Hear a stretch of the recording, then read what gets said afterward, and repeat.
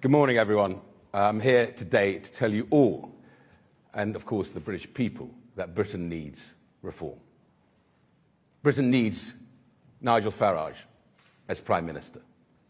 I know this may come as a surprise to my old party and to many Westminster watchers, but it really shouldn't.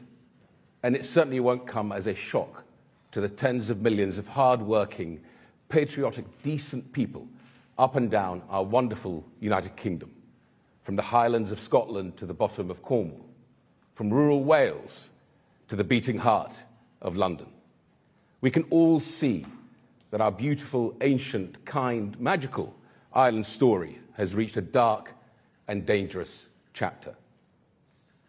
Things may feel like they're ticking along just fine within a few square miles of where we stand today. But in so much of the rest of the country, the sickness is no surprise to anyone. To anyone trying to get a doctor's appointment, to anyone who wants to express an opinion, whether on X or even just down the pub, to anyone who wants their children to be taught facts, not harmful fictions at school, to anyone just trying to earn a living and not get crushed into the dirt by ever-growing taxes. Even if you don't yet realise that Britain needs reform, you know in your heart of hearts that our wonderful country is sick. How many of you at home have thought to yourselves that nothing works today? I know I have, and I have it a damn sight easier than most people. That is why I'm standing here today as the newest member of Reform UK. I could very easily spend the rest of my life back in business, which I've been enjoying since leaving Parliament 18 months ago. Many will know that I have done some, from the beginning of the most difficult period in government, that I've gone from being probably the most popular politician because of the vaccine programme in the country, with many in this room writing lovely things about me, to someone who had the same journalist camped outside their house and write some very painful things. And I expect there will be some who want to obviously go over those issues when I sit down. And of course, I have always supported the right of a free press. But my point is that I could choose a quiet, comfortable retirement out of the headlines, chairing one of Britain's biggest online retailers, helping out the Adam Smith Institute, and of course investing heavily both here in the UK and internationally.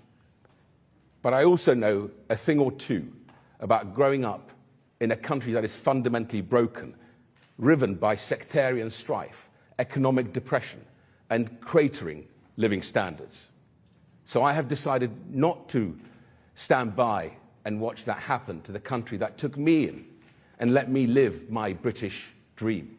Not when so many of my countrymen are instead living the waking nightmare of Keir Starmer's two-tier Britain. So I stand here with the leader of my new party to offer my help and my insights to the dynamic, confident team that Nigel Farage is building, and to urge others from across all the other parties, and the many millions who until now felt that politics isn't for them, to come and join us. Come and join us. You know Britain is broken. You know it needs reform. Since leaving Parliament, I have been reflecting on the successes and failures of my old party's time in government. I now rue the timidity, even at times the weakness, with which we try to deal with the problems of the country. My analysis is that a huge culprit is the overmighty bureaucratic inertia that now dominates and runs the country, that has taken control of swathes of the economy and with barely a shrug of the shoulders restricted the individual liberty of each and every one of us. and we believed them. Now, I have always been the first to defend the civil servants who served me across multiple departments, and I will always do that. Individually, they are some of the most dedicated, talented, and capable people I've ever had the privilege to work with. But taken as a whole, we have an administrative state, including the over-powerful regulators, the quangos, and all the other agencies who have had power pushed onto them by successive parliaments and governments. These parliaments have been full of politicians terrified of the awesome power and the sacred responsibility that the British Constitution bestowed upon our ancient and sovereign parliament. This has meant that we have ignored the words of John 9:4, to work the work of the day while we can, because the night is certainly coming. So it is time for another glorious revolution to get us back to a fully sovereign parliament, and where the government really is the government. For that, my friends, Britain needs reform.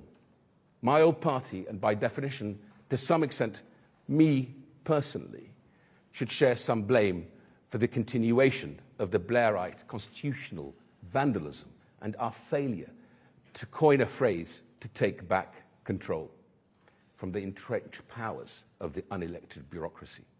Now, Conservatives did some important work, stabilising the economy in the early years after Tony Blair's and Gordon Brown's destructive reign, reforming education and welfare, supporting Ukraine, and of course dealing with the pandemic as well as we could. But failures on mass migration, failure to strengthen our armed forces or even protect special forces from insane government lawyers, and bad virtue-signalling legislation that has made us less competitive and less prosperous, to name but a few. These have provided me with painful lessons learnt that I will, I hope, benefit this great new team. One other lesson I have learnt from ruminating on my time in government is this: we should have been much more forthright about what we really think. I came into politics from a business background where straight talking was what you did.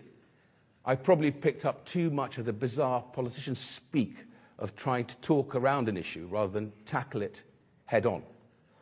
So I'm going to be open about my real unvarnished fears for the country, because what has happened in the last 18 months has terrified me. We have a Prime Minister whose first instinct is to trust foreign judges over British people. We have an Attorney General who says he would never block the ECHR, even presumably when it forces us to take back Shamima Begum and prevent us from deporting foreign child rapists. We have a Chancellor who does not understand economic growth, and a parliamentary Labour Party who, through their lack of engagement with the real world, or even seemingly living in it, actively despise the capitalist activity that to many millions of us is human, moral, creative, and dynamic. We have an energy secretary who couldn't be doing more damage to our living standards and our economy if he was actively trying to hurt us. We have an education secretary who has thrown out 20 years of political consensus on education policy, one that has made English schools the best in the whole Western world, sacrificing your child's future on the altar of her slavish devotion to the trade unions and her ambition to winning their support, of course, at the upcoming Labour leadership election. We have a Justice Secretary who once said that Brexiteers like me were worse than Nazis, and who's throwing out an ancient liberty of this land in the form of jury trials, all whilst locking up people on Twitter. We have a Foreign Secretary giving away sovereign British territory, just as the world gets more dangerous and we are menaced by, first amongst others, a Russia that cares not a jot for words, it only respects strength. We have a Health Secretary who's ploughing ahead with giving children life-destroying hormone blockers, even though we know conclusively now know the damage that they do. And of course, worse, as calamitous as this shower of a government is. There are radical Islamists waiting in the wings to supplant half the cabinet at the next general election and enter Parliament. Is there not still a teacher in hiding in Batley? Is there not an attempt by the CPS to introduce blasphemy laws via the back door? Just last week, did we not learn that a police force whose response to uncovering a plot by a group of Muslims in the West Midlands to organise into an armed militia and commit pogrom against Jewish football fans was to lie to the public and to blame the Jews?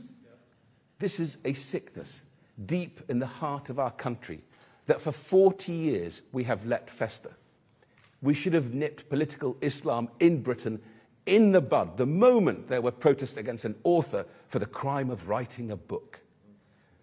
Some of the biggest victims of these Muslim Brotherhood fanatics may be the millions of moderate, decent, patriotic British Muslims. And they may be, as we have seen, Britain's Jewish community too. But my friends, make no mistake, the rest of the country are every bit as much in their sights too.